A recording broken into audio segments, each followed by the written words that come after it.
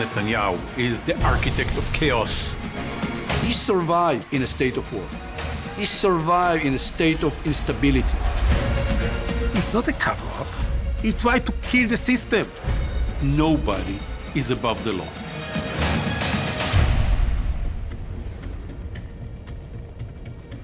אתם זוכרים את הקשורה הזאת מהסנדק? Keep your friends close, keep your enemies closer. Joseph Goebbels, the Nazi propaganda minister, said that the bigger the lie, the faster it will spread. If you aren't wealthy, white, and male, Charlie Kirk is not your friend. What do you think? Are you not my friend anymore? Are we not friends? Is that right? Find out? Is this how I'm going to find out? A sign outside of a thing, an event that we just did, that you're not my friend? Go figure. One of the best moments that I can think of, and there's so many to choose from, was we were driving through Colorado, and I put on a Kanye song, on my playlist, and Charlie goes, "Is this Jay-Z?" I almost made him pull over the vehicle. I was like, "Are you kidding me?" Okay, I understand that you don't do culture, but come on, you don't know the difference between Jay-Z and Kanye, and he didn't. And I explained to him the difference. I was like, "Okay, no, you got to get into some Kanye West music." Next thing you know, Charlie's really getting into some Kanye West music. He's running 10 miles a day. He got really into running. And he's texting me about how great it is. Like there's this text, Charlie. He's like, "Yes, it's my new favorite song." Some people, though, are nervous because anything can happen in politics. And Charlie, you have this unique position, which is you've been up close with basically all of the characters involved here. Kanye, the president, and obviously so many other people in the national political scene. What's your take on Mr. Yeezy running for president? Yeah, I guess I'm one of the few people that actually can say that I've hung out extensively with Kanye West and the president. And the president. You're the one guy. Maybe Candace Owens and I are the two of the only people that can say that. People that are coming forward and saying this is what he thought and this is how he should be remembered. It just feels really inappropriate to me. I didn't know what to do other than to scroll through messages between me and Charlie, regarding which there are a ton of them. And I kept going back and watching the many videos of us dancing to the song Power. And it felt appropriate to reach out to Ye, speaking about things, talking about his mode when he wrote the song. When you wrote the song Power, why did we have it as our hype song? Because the song is about the ability to find it within yourself to become what you know you are capable of becoming inside of a matrix, when you just realize everything is dishonest, that everything is performative, that people are dishonest, that they are going to try to stop you from being great. In fact, it's the end of the song, the question that he asks at the end of the song, that's the most important. Ye asks, "Do you have the power to let power go? Do you have the power to say no to power?" I told you guys that Charlie was going through a spiritual transformation at the end, and all of the usual suspects were really angry that I hinted towards that. What do you mean? You're not allowed to say that.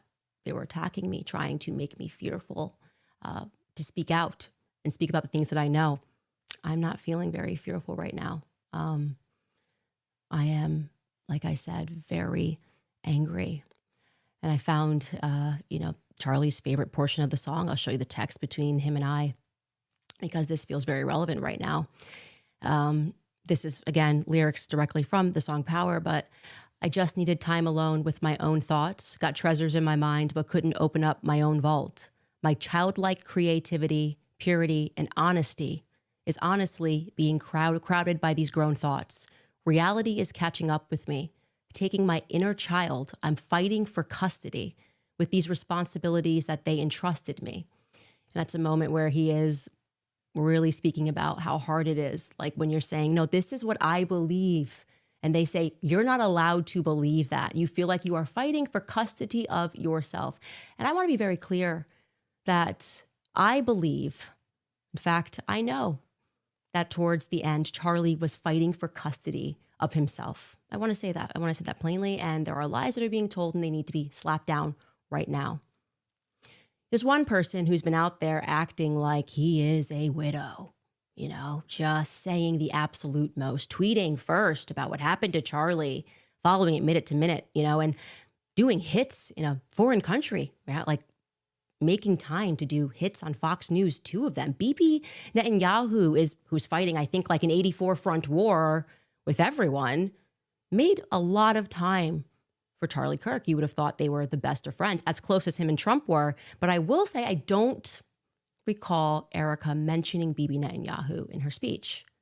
The way he's presenting it is like he was I mean, this is just the worst loss for him, but I don't think that is the truth. In fact, I know for a fact that he is misrepresenting some things that happened there towards the end. Well, somebody has fabricated a monstrous big lie that Israel had something to do with Charlie Kirk's horrific murder. This is insane. It is false. It is outrageous. Charlie Kirk was a giant, a once-in-a-century talent who defended freedom, defended America, defended our common Judeo-Christian civilization. Charlie loved Israel. He loved the Jewish people. He told me so in a letter that he sent me just a few months ago. One of my greatest joys as a Christian, he said, is advocating for Israel and forming alliances with Jews to protect Judeo-Christian civilization. He encouraged me to make the case directly to the American people about how vital Israel is to U.S. national security. He told me, the Holy Land is so important to my life, it pains me to see support for Israel slip away. Now, if Charlie disagreed with a policy of mine or a decision here and there, not only did I not mind, I welcomed it. This is the essence of Charlie. This is the essence of a free country. It's exactly what Charlie stood for.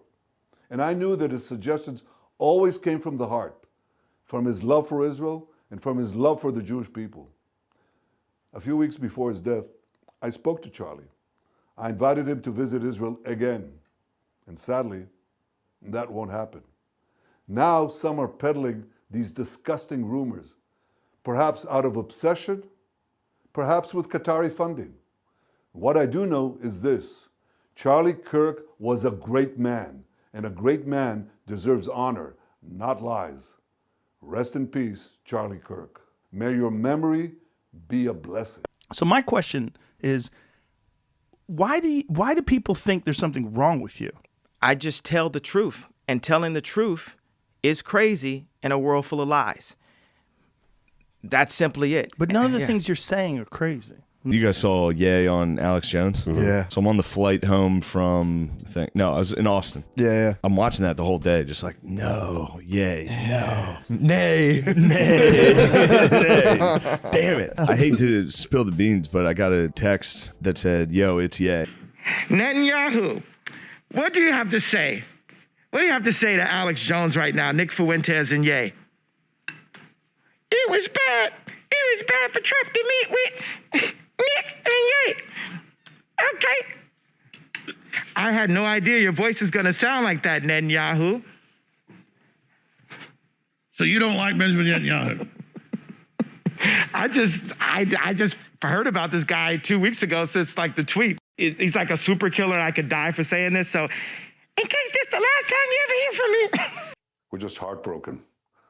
Myself, my wife, my family, my son actually, on his 2019 visit to Israel, had lunch with him and his wife, Erica. We're shattered first as human beings because a great human being has been taken from us. Was an extraordinary friend. He wrote me a letter on May 2nd this year. He said, one of my greatest joys as a Christian is advocating for Israel and forming alliances to defend Judeo-Christian civilization. A few weeks before the tragedy yesterday, I called him and I spoke to him and I said, please come to Israel. I invited him to Israel. And sadly, that visit will not take place. But he was a defender of our common Judeo-Christian civilization. He was unbelievably excited to walk in the footsteps of Jesus here. He valued our bond, the bond between America and Israel. He did so many things to defend free speech. He had his truth. He stood up for it. But he said, you can come and debate me. He invited that debate. He certainly didn't invite the violence, the horrible violence that tried to silence him. And this is a worldwide problem.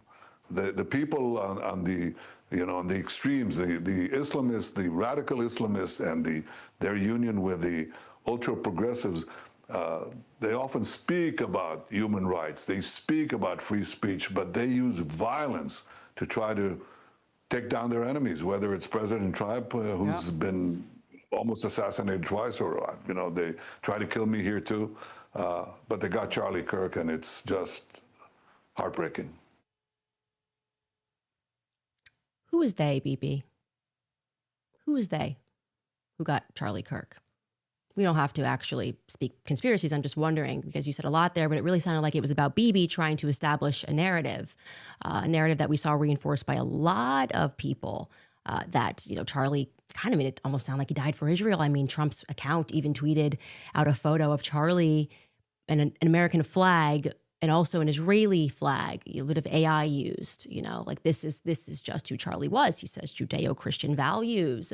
He spoke to him 2 weeks ago. Again, you would think he was busy fighting this 97,000 front war, but no, he's letting you know that he just randomly picks up the phone and calls Charlie Kirk and invites him to Israel. Why would BB do that? It seems like maybe there's a little more to the story. No, there definitely is a little bit more to the story. First and foremost, that letter he is holding up, he is severely misrepresenting. Those sentences are real, but I am calling upon Bibi Netanyahu, the dear friend to Charlie Kirk, to publish the letter's entire contents. Like, don't start with just 2 sentences. Publish the entire thing. You're holding it. I'm saying you're severely misrepresenting the contents, that in May, Charlie was concerned about Israel and their influence on American politics and how they were pushing things that he felt were in conflict with his beliefs, free speech here in America. Bibi's holding it up like Charlie just in May said, hey, you know what? I just want to write a love letter to Israel. That's how it was presented. Would you guys agree? That's not how it happened. Now, regarding that phone call and that invite, that also needs to be contextualized. And I'm going to do that. But first, Skylar, can we bring in a clip of Charlie from a month ago speaking about the kind of pressure that he was under? Because I think that will also help to further contextualize this. Take a listen. I'm so glad you brought this up. And I would second that. Megan, I think I have a bulletproof resume showing my defense of Israel, both on campus, on social media, to great, let's just say mockery and scorn at times, because I believe it, right? I believe in the scriptural land rights given to Israel. I believe in fulfillment of prophecy. And again, I'm not a theologian, but I'm a Christian. My life was changed in Israel. The spiritual energy is so amazing there. I want them to win. I've said that repeatedly. Same. And however, Megan, you're hitting on something very potent and important. Now, let me first say, I don't want to judge an entire group, because there's been many people in the pro-Israel world that have been very sweet, very kind, very nuanced, very Charlie, you were with us, you don't have to agree all the time. However, and I will say this, the behavior by a lot, both privately and publicly, are pushing people like you and me away. Not like we're going to be pro-Hamas, not like we're going to, but we're like, honestly, the way you are treating me is so repulsive. I have text messages, Megan, calling me an anti-Semite. I am learning biblical Hebrew and writing a book on the Shabbat. I honor the Shabbat, literally the Jewish Sabbath. I visit Israel and fight for it. And there's another article out in the Times of Israel today. I could read it on air. I was just reading before I got on. Charlie, what are you doing? Like, what am I doing? I'm sorry. Like, let's just take a step back here. Like, I'm an American citizen. Yes, I want Israel to win. Yes, I'm a Christian. But like, some of the mess, and you've seen how I've been treated, Megan, by some, not all, by some. No, it's very irritating. It's been almost so as if unfair. They were coming after you after Turning Point for, among other things, that you had Dave Smith there. Dave Smith is allowed to criticize Israel. You had both sides. The Israeli side was overrepresented. Though. No, you're not allowed to. It's even worse than that. Again, I just want to repeat for the 5th time. I love Israel. I want Israel to win. But my moral character is now being put into question, Megan. Not my decisions. Not like, hey, are you doing this? Is it smart or is it dumb? But no, I am a bad person if I do this.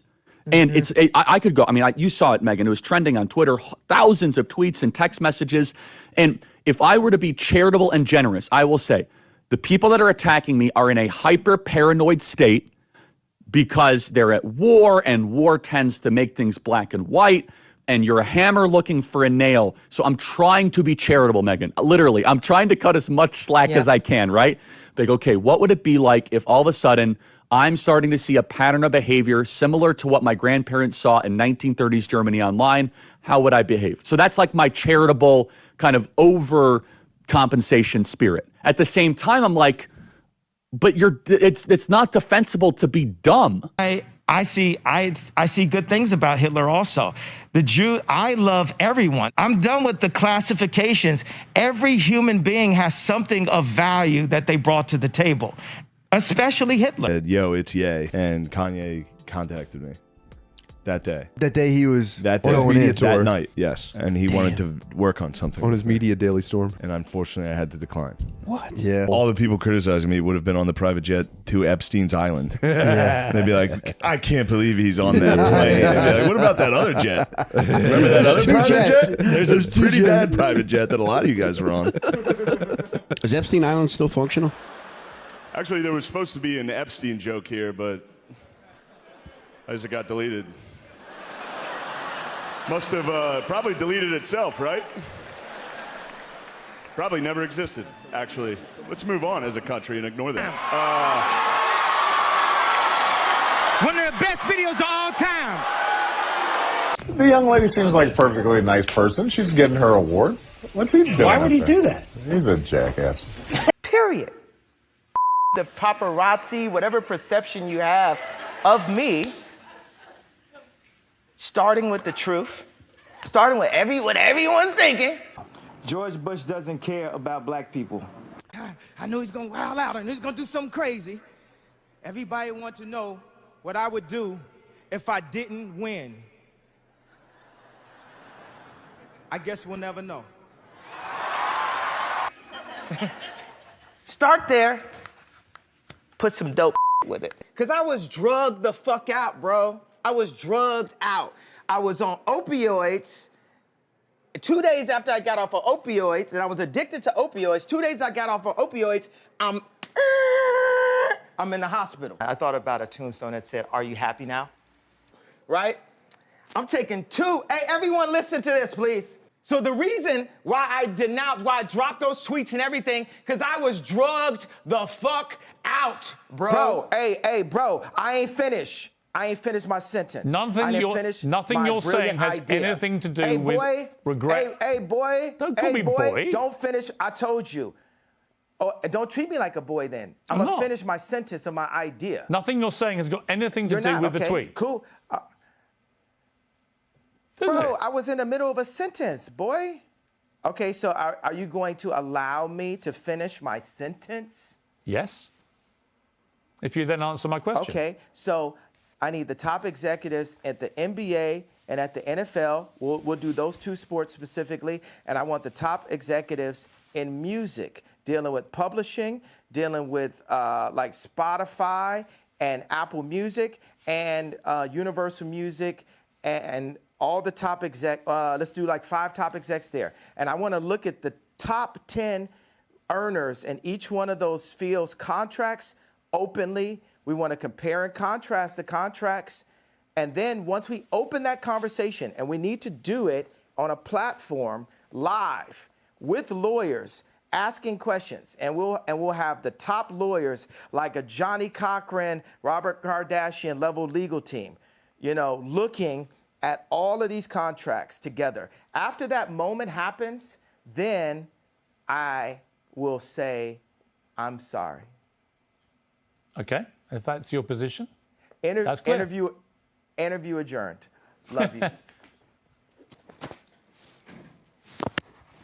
I don't know if I properly apologize for how that slave comment made people feel. So I want to take this moment right now to say that I'm sorry for hurrying. I'm sorry for the 1-2 effect of the MAGA hat into the slave comment.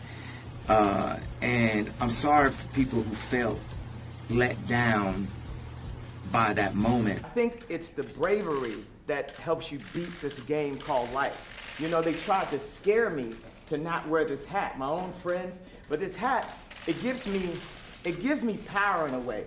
You know, my dad and my mom separated, so I didn't have a lot of male energy in my home. And also, I'm married to a family that, you know, not a lot of male energy going on. It's beautiful though, but there's times where, you know, it's something about, you know, I love Hillary, I love everyone, right? But the campaign, I'm with her, just didn't make me feel as a guy that didn't get to see my dad all the time, like a guy that could play catch with his son. It was something about when I put this hat on, it made me feel like Superman. You made a Superman, that's my favorite superhero. And you made a Superman cape for me also as a guy that looks up to you, looks up to Ralph Lauren, looks up to American industry guys. Non-political, no bullshit, put the beep on it, however you want to do it, 5 seconds delay, and just goes in and gets it done. God is like preparing us for the real battles. And we are in a battle with the media. Like, the majority of the media has a godless agenda, and their jokes are not working. This whole like, oh yeah, he's crazy, and all these things, they don't work because the media has, you know, they've also watched travesties happen, just even specifically to me, and just watch it and act like it wasn't happening, and they stay quiet about it. What have they? I want to answer the white. Yeah. I feel like someone caught what I was saying, the comparison to Tanya Hardin about the White Lives Matter. You know, my dad is an educated ex-Black Panther, and he put a text to me today. He said, "White Lives Matter, ha ha ha ha ha." And I said, I thought the shirt was a funny shirt. I thought the idea of me wearing it was funny, and I said, "Dad, what do you think it was funny?" He said, just a Black man stating the obvious. When I wore the White Lives Matter t-shirt, the Jewish underground media mafia already started attacking me. They canceled my 4 SoFi Stadium shows. There is no Jewish media cabal mafia. That is a figment of either your imagination or a projection of a prejudice, okay?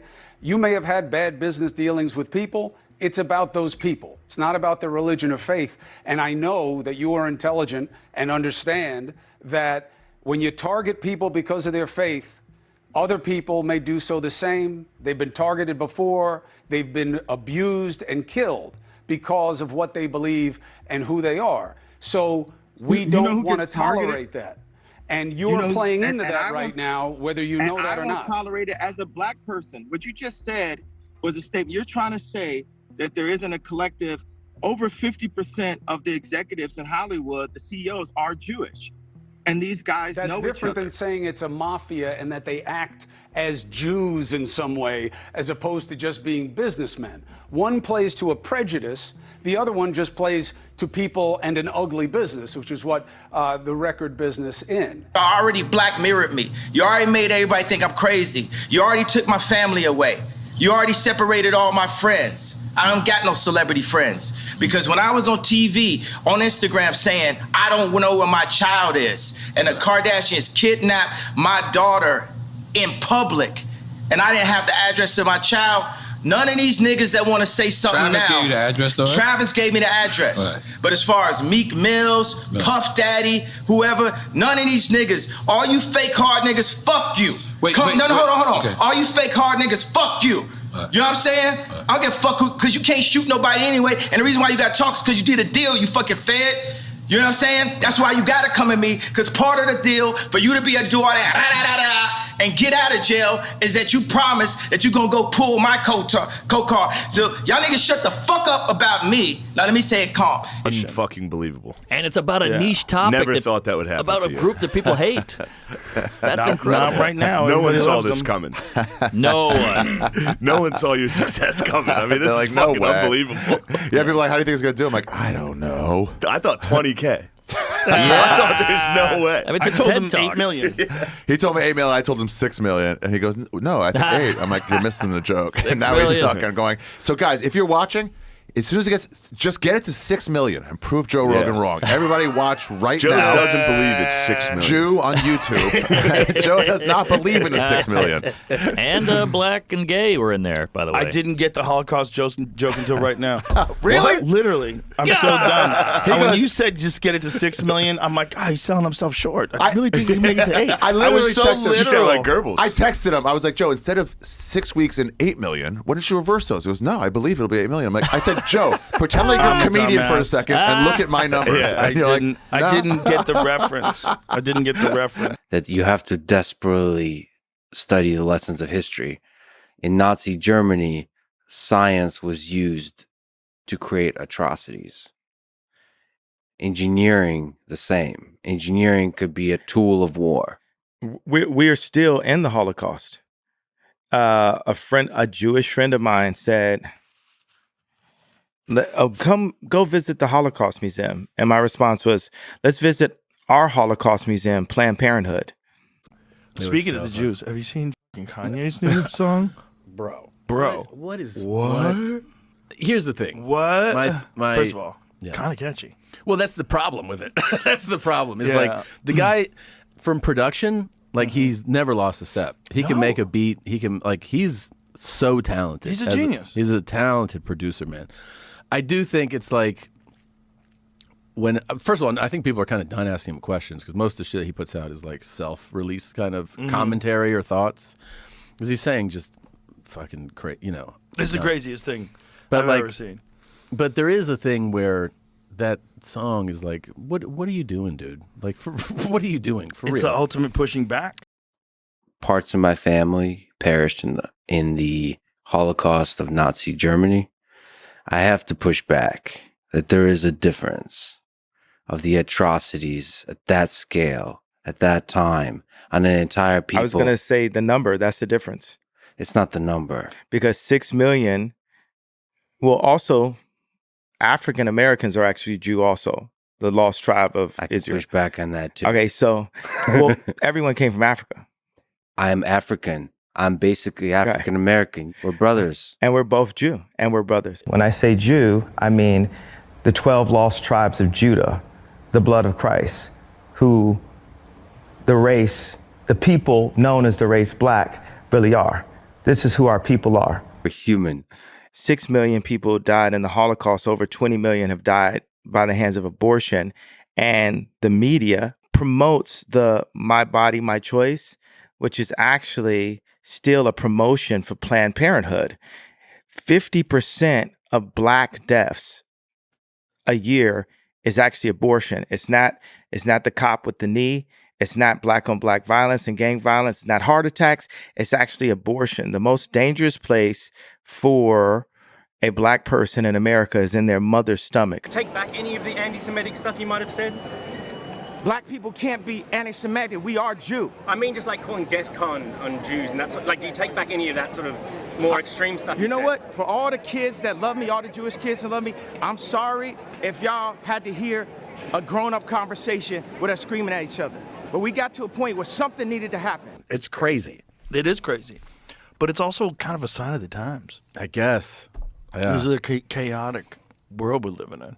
Yeah. And it's like, okay, this kind of highlights the benefits. I mean, I want to say this like carefully because I don't want to think I want to say real clearly. I don't support people saying that. I don't think it's a good thing to say. No. I don't say it. I certainly don't think any racism is good. I don't think anti-Semitism is good. I don't think anti-Christianity is good. I don't think Asian hate is good. I don't think anything is good. But there's a benefit to just letting people talk. Like, let people say whatever the fuck they want to say, even if it sucks. This is the benefit of Twitter. But this is also the bad part. It's like the fucking song has so many millions of hits on Twitter. It's been banned from every platform. Yeah. But is it good to ban things from platforms, or is it better to let it be out there I see and what you're let saying. people Yeah. talk about it. Because if you ban it, then people want to hear it more. That's true. And then it becomes more popular. And then it kind of supports what he says, which is that there's this concerted effort, if you talk about Jewish people, that they're going to remove you from everything, remove you from Right. banking, which is what he's saying. They run everything. Mhm. So if they didn't, like if it was just you were talking shit about Puerto Ricans, look what happened to Tony. Nothing. Yeah. He's doing great. Yeah. You know what I mean? Like if there's certain people that you're allowed to pick on and make jokes about or mock or say something, and you can get away with it. Yeah. Well, I think But- he's made his point. I think we all get it now. It's never going to end. Yeah. But how does it end? This is the question. When I was watching that song, first of all, I was by myself. When I first saw the song, I was like, what is this? Yeah. Like, no way. Yeah, yeah. No. It's like, no way. No way. And I'm watching it on my phone. I'm like, yo. And then my first thought was, how does this end? Because this ends. This is going to end. There's going to come a time where they're going to realize, like, this is a problem. Yeah. So how does it end? Does it end in assassination? Who is they, BB? Who is they who got Charlie Kirk? We don't have to actually speak conspiracies. I'm just wondering, because you said a lot there, but it really sounded like it was about BB trying to establish a narrative that we saw reinforced by a lot of people that, Charlie kind of made it almost sound like he died for Israel. I mean, Trump's account even tweeted out a photo of Charlie and an American flag and also an Israeli flag, a bit of AI used, like this is just who Charlie was. He says Judeo-Christian values. He spoke to him 2 weeks ago. Again, you would think he was busy fighting this 97,000 front war, but no, he's letting you know that he just randomly picks up the phone and calls Charlie Kirk and invites him to Israel. Why would BB do that? It seems like maybe there's a little more to the story. No, there definitely is a little bit more to the story. First and foremost, that letter he is holding up, he is severely misrepresenting. Those sentences are real, but I am calling upon Bibi Netanyahu, the dear friend to Charlie Kirk, to publish the letter's entire contents. Like, don't start with just 2 sentences. Publish the entire thing. You're holding it. I'm saying you're severely misrepresenting the contents that in May, Charlie was concerned about Israel and their influence on American politics and how they were pushing things that he felt were in conflict with his beliefs, free speech here in America. Bibi's holding it up like Charlie just in May said, hey, you know what? I just want to write a love letter to Israel. That's how it was presented. Would you guys agree? That's not how it happened. Now, regarding that phone call and that invite, that also needs to be contextualized. And I'm going to do that. But first, Skylar, can we bring in a clip of Charlie from a month ago speaking about the kind of pressure that he was under? Because I think that will also help to further contextualize this. So this is so important, Megan. And again, I don't want, you cannot say everyone in the pro-Israel, and I don't say it, acts that way. But I got Agreed. text about you, Megan, saying, why is Megan doing the bidding of Hamas? I was like, what are you talking about? Megan's the best. She's amazing. And I said, why are you texting me about Megan? And I at that point, and so this is what they don't understand. You and I, Megan, and Tucker is in the same category, and they've tried to go after Tucker. Yeah. Is that the more you attack our moral character, the more we're going to double down in a direction. Because 100%. screw you, I don't do it that way, okay? Right. Like tell me I'm wrong. Cool. Tell me if I got my facts wrong. By the way, on the Epstein thing, Naftali Bennett says he wasn't an Epstein agent. We have to be pursuers of truth. They've denied it. Fine. Let's keep digging. Okay, fine. But the thing that I think is being lost is on some part of the population, you can scold them into silence, right? But if I have any deviation of a purity test, any deviation whatsoever, such as hosting a focus group, right, Megan, with a bunch of our students that went viral, having Dave Smith or Tucker at my event, it is all of a sudden, Charlie is he's no longer with us and all that. I said, wait a second, what do you mean? What does with us mean exactly, right? I'm an American, okay? I represent this country, and I don't even understand that paradigm. But Megan, I think you would agree with this. I want to make sure we really zero in on this. Personality types like you, myself, and Tucker, the more that you guys privately and publicly call our character into question, which is not isolated, right? Megan, it would be one thing if it was one text or two texts. It is dozens of texts. Yes. Then we start to say, hold the boat here. And to be fair, some of my really good Jewish friends are like, that's not all of us, it's all, but these are leaders too, though, right? These are stakeholders, right? And so, look, I'm afraid because, again, I want civilization to win. I want the West to win. I don't want the Islamo-fascist barbarians to storm the gates of Jerusalem. I want the holy sites protected. I believe in the Holy Land. I love that Jesus walked on water there and rose from the dead and preached in the Mount of Beatitudes. Like, I feel the connection to Israel. But at the same time, simultaneously, when the hostile reaction is that now Megan and Charlie are enemies. Right. Boy, I'll tell you, like you're not gonna, I wouldn't say lose, but you will weaken and just basically deflate two of your strongest advocates if that continues. Right. And to me, I laugh because it's like, I've been bullied by the best of them. The best. And it didn't work. And it's not going to work with them. The more you try to tell me I can't criticize Israel, the more likely I am to do it, to focus on exactly what you're doing, right? Like what are you doing that you're so defensive? You don't own me. I don't take $1 of money from any Jewish affiliated group. Bitterly divided nation where, like the rest of the country, we're still trying to wrap our heads around the senseless murder of the popular podcaster and conservative activist Charlie Kirk yesterday, whose death has amplified our anger, our differences. And I've seen a lot of extraordinarily vile responses to this from both sides of the political spectrum. Some people are cheering this, which is something I won't ever understand. And we had another school shooting yesterday in Colorado, the 100th one of the year.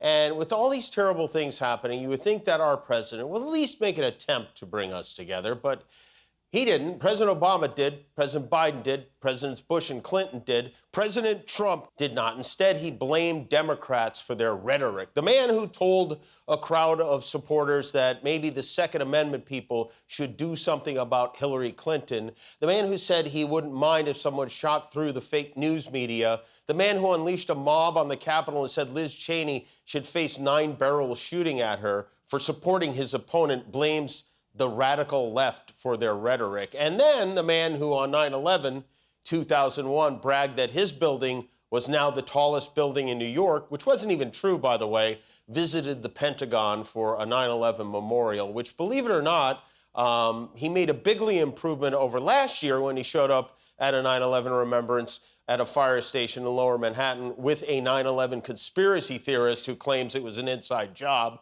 Sure. And what I said is, like, people are so afraid to face what we're actually dealing with, whether it's opioid addiction, whether it's suicide, whether it's all these things. We would just want to, we want to put a patina on it and not face it. And I think the breakthrough for that album, for me, I don't do old versions of music. I'm looking to just find something new. The breakthrough was to be able to have a song called I Thought About Killing You in this super PC Hollywood, you can't say nothing wrong day and age. It's like Kanye West's first song, I Thought About Killing You, and take you through the thoughts. The other day I tweeted, How to Not Kill Yourself, Part 1. Because when you're an artist and you're creative and you want to give so much to the world against all odds, there's times when you can go into that place.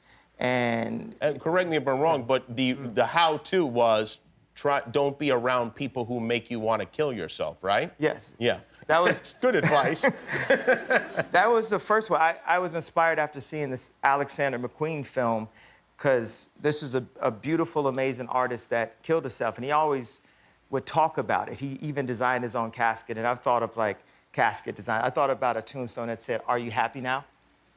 Mm. So it's funny, but not funny, really, though, because yeah. when you have thoughts like that, you have to be careful and talk to people. Yeah, but you have to be careful and, well, not be careful, just be expressive and understand that all these people are sensitive people. Like, you get these celebrities and they get a bad photo and everyone just tears them all the way to shreds, and you forget that this is a daughter, a son, a mom, a dad. And, you know, I think I fight for all of us. You know, well, you have a lot of empathy, I guess, if that's the way you're thinking. I do have a lot of empathy. But you know what I don't like about, it's not that I don't like, what I need Saturday Night Live to improve on, or what I need the liberals to improve on is, if he don't look good, we don't look good. This is our president. He has to be the freshest, the flyest planes, the best factories, and we have to make our core be empowered. We have to bring jobs into America, because our best export is entertainment and ideas. But when we make everything in China and not in America, then we're cheating on our country. And we're putting people in positions to have to do illegal things to end up in the cheapest factory ever, the prison system. I'll tell you what, that was pretty impressive. And then he drops a documentary. And I have to tell you, as a fan of Ye, as someone who has followed his career for a very long time, I'm very inspired by him and the things that he has stood up to. He kind of gave me the audacity to be myself. I just love this trailer. And I wanted to show it to you because maybe it's just me. Maybe it's my own personal attachment to him. But I think the trailer is really inspiring. Take a look. I'm off my meds for 5 months now. Your personality was not like this a few years ago. It's a calling by the universe. Never tell me I'm gonna wake up one day and have nothing. We can talk about that later, but... It ain't no but. When I went to the hospital, and one of the ideas was to do a church. Yeah, I just been embarrassed or ashamed to cry, man. When we're at the prisons professing how Jesus can set you free, it's true. Thank you, Jesus. I decided to run. I almost killed my daughter. I'd rather be dead than to be on medication. Either they destroy me or I destroy it. It's a bad dream. They're killing our ability to think outside of the box. And I'm almost like a masochist. I write whatever I want, when I want. It's words. You know, the best thing about being an artist and bipolar, anything you do and say is an art piece. I mean, inwhosenamemovie.com. I'm very much looking forward to it. I am just very much looking forward to it because I just know what he was standing up to. I know what they did to him. I know what Harley Pasternak did to him. I've covered that. And truly, I believe that they gave him the disorder that he has, given everything I've learned about Sigmund Freud. You hear, I think, Kim in the beginning say that he's not the same as he was a few years ago. Yeah, because a gym trainer, put him on a Psych 5150 hold, and they drugged him because he was reading a Bible. That might be relevant to why he's not the same. I mean, over my dead body, would somebody grab my husband out of a house who's a gym trainer and tell me he needs to go to a hospital? I mean, literally over my dead body. Anyways, that documentary was filmed by Nico Ballesteros, who started working on this documentary in 2018. Nico was just 18 years old. I actually met Nico. And I'm wondering if I'm going to be in this documentary because I see he's wearing the White Lives Matter shirt. And obviously I wore that with him. But what I can tell you is Nico just films 24/7. He doesn't make a peep. He just holds the camera and films 24/7. So he was at this house filming when a lot of stuff was going down. I know that Ye never clears content. So I could be in there. Who knows? And yeah, when they were pulling the Adidas deal from him, the Gap deal from him, when his marriage was ending with Kim, he was here. And it was hard for me to watch him go through everything and see what I felt. I genuinely felt that they were taking everything away from him. And I didn't understand why he was insisting that it all get burned down. And then I think I've told the story before, but I'll never stop telling it because it's one of the most incredible things. Because after Gap announced that they were then canceling the deal, it was like, cancel. And I called him and I wanted to just know if he was okay. I figured he'd be a puddle on the floor. And he just said, I'm finally free. And obviously he has had the perspective, he's understood, and maybe in his own artistic way, that we are all enslaved. Like, this is a matrix. As we cover the Epstein story, as we read Hollywood Babylon, as we realize how sinister the people are that rule over us, they enslave us. Do what we say or else. We're going to harm you in some capacity. We're going to come after everything you have. It's always the financial threat. And I have felt that so much in the last 2 years. And I finally feel free because they can't take anything from me because I own everything. And I understand his message so much more now than when it was all happening. And that's why you need to have people that are brave, because it inspires you to be brave. When the world is coming down on you, when the matrix is coming down on you for telling the truth, it commits you further to screaming it. And I really don't think that if Ye didn't go first and jump off of a cliff, that I would have similarly jumped off of a cliff and just said, you know what, I'd rather just be free. And we did it in different ways. And obviously he lived through so much more than I did. I only now, in the context of learning about Sigmund Freud and what he created in terms of gaslighting people, and then us reading Chaos and learning that they were creating a cocktail of drugs that could give people mental disorders like schizophrenia and like bipolar disorder, you can only imagine what he's lived through. It's, like I said, way, way more than I lived through. But I wanted to show you guys that and encourage you guys when it comes out. Obviously, I have not seen it. I have no idea what's in it. To just support freedom. Maybe get a different perspective of what somebody has lived through and challenge yourself to weigh it against the media depictions. We will say what we feel. We will do what we feel.